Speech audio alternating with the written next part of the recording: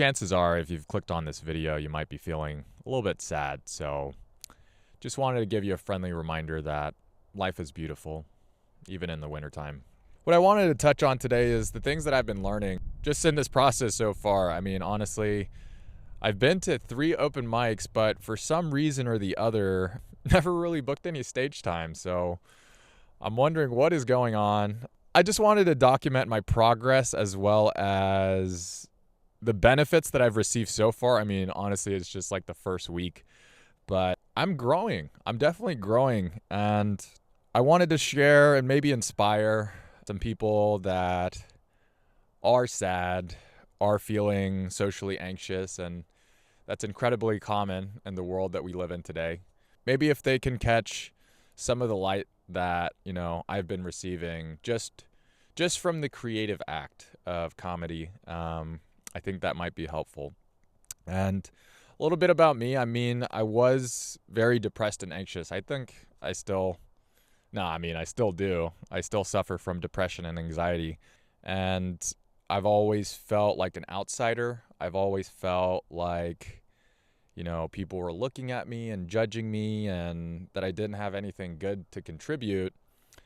And the way I combated that was by making people laugh. Somehow that was a gift that was given to me that honestly kind of came naturally.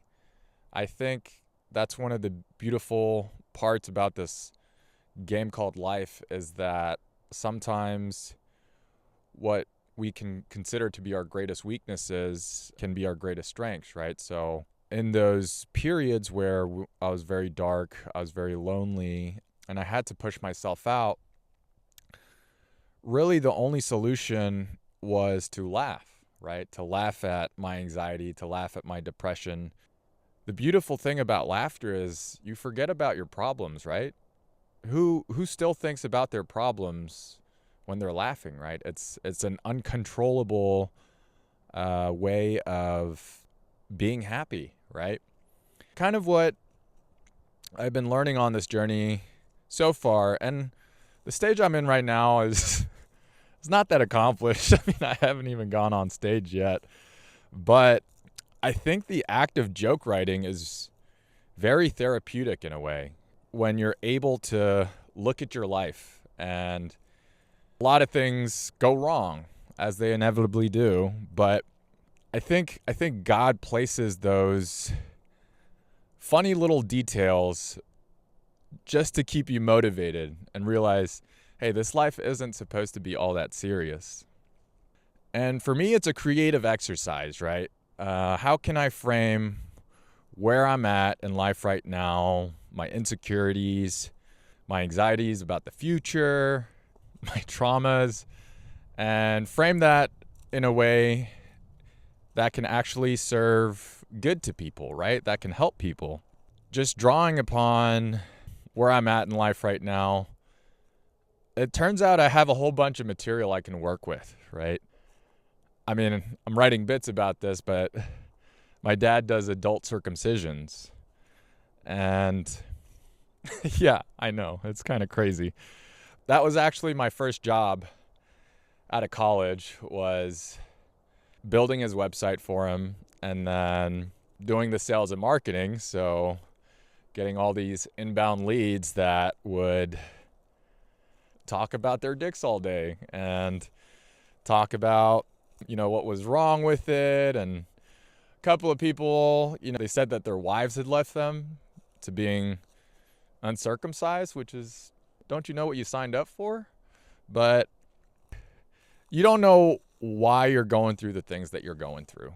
You don't know why you face the problems, your own unique problems that you face in this world. And for me, in that first job after college, I was working for my parents and I was struggling a lot, right? It's like, man, like all my friends are in corporate and wearing a suit, making money and having all these fancy cars, and I'm over here helping my parents and talking with dudes that want to get circumcised. And yeah, that is pretty depressing, right? But Now I look back on it, maybe I had that job for a reason, right? Maybe all that dick talk was meant for a reason. And when I wake up every day and I start to do the creative exercise of writing jokes, for about the first 5 minutes, I'm just kind of staring at the screen. I'm not really sure what I should talk about, what's funny, but then just drawing upon my life, right? And the thoughts that are in my head and the stuff that I've gone through and the stuff that everyone experiences on a daily basis. That's what people want, right? I think people come to a comedy show not just to laugh, but they want to relate. And nowadays with social media and the internet, it all just seems so unattainable, right? It all just seems like there's these digitized ideal versions of people, and they're always happy all the time and always successful. I never really resonated with that, you know? I always resonated with people that understood the struggle, right? Of people that have depression, have anxiety, and they want to help people. They want to talk to people. And I want to be open about the stuff that I've been struggling with in my past, like social anxiety, depression, addictions. These are all things that I think if people are able to laugh at them and not take them so seriously, I think from that state, you can actually start to do something about them, right? I've been on my own journey of sobriety. It was a process of growing within myself, but also being light about things, right? I do have a propensity for addictions, but that's that's created more material in my life than I could have ever wanted. For those people out there right now that are feeling sad, feeling socially anxious, that they don't really connect in this world and they're not sure what to do, I've been there.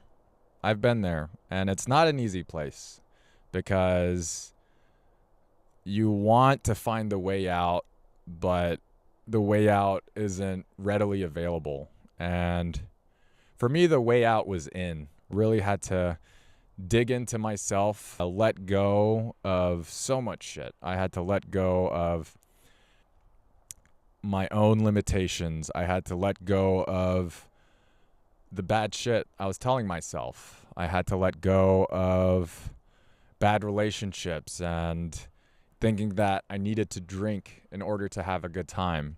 So for all the young men out there, it's not easy for young men, and it's designed that way for a reason, right? We're meant to suffer through our 20s. We're meant to learn. We're meant to process a lot of this shit and fall into traps and overcome them, and then eventually be on this journey of becoming the best version of ourselves. And you have to remove a lot of the things that are binding you in order to get to that version of your highest self, right? And for me, that journey is stand-up comedy. I mean, I still am socially anxious. I still get nerves when I think I'm about to go up on stage with a whole bunch of strangers and wondering what they'll think of me, especially if I do something as personal as deliver something that I think is funny and leave it up to the audience to be the judge of that. It's kind of like the immediate judgment zone, right? But now I kind of have framed it as that's the fastest way to get there, right? That is the fastest vehicle for removing these limitations that I've set on myself. You know, get those experiences where I've realized, like, wow, like I've made people laugh. I'm funny. I can actually do this, right? And I hope that journey starts somewhere with you too, whatever it is for you. I mean, I know the title of this video is Try Comedy. I think comedy is amazing because like I said, it puts you in that uncontrollable elevated state. So you start forgetting about your problems. And then from that state, you can. State is such an interesting thing, right? If you're happy, then you feel like you can do anything. But then if you're sad, it's the other way around. You feel like you can't do anything. And for me, I think comedy allows not just myself to, because I laugh at myself when I'm writing these jokes. Of course, I have to, right? Or else no one else would laugh. But then I'm really excited for the opportunity to share that gift with the world, right? I've made something that laughs, and I hope you laugh too.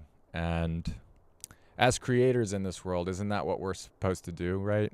Just spreading what you were made to do, what you were designed to do. So, with that note, I got so many jokes.